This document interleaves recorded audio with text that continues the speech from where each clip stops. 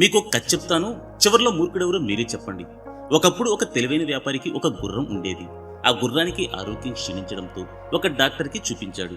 Doctor దాన్ని పరిశీలించి ఇంకొన్ని రోజుల్లో ఈ గుర్రం చనిపోతుందని చెప్పాడు.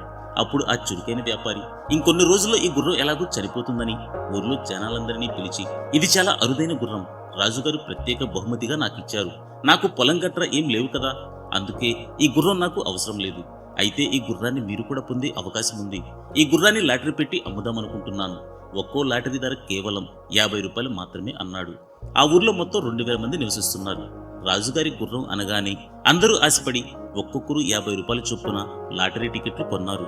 ఎవరో ఒకరికి లాటరీ తగులుతుందనే ఆశతో తాము పెట్టిన 50 రూపాయలు మర్చిపోయి వారి పనుల్లో బిజీ అయ్యారు. ఇలా వ్యాపారికి మొత్తంగా 1,00,000 రూపాయలు లాభం వచ్చింది. ఆ లాటరీలో ఎవరో ఒకరికి గుర్రం తగిలేటట్టు చేసి అతనికి ఆ పాడు గుర్రంతో పాటు 10,000 డబ్బు బోనస్ గా ఇచ్చాడు. ఆ వ్యాపారికి మాత్రం 90,000 లాభం మిగిలింది. ఇప్పుడు ఆ తెలివైన వ్యాపారి ఎవరో తెలుసా? అవేనండి బెట్టింగ్ యాప్స్. ఇప్పుడు చెప్పండి, ఈ కథలో మూర్ఖులెవరు?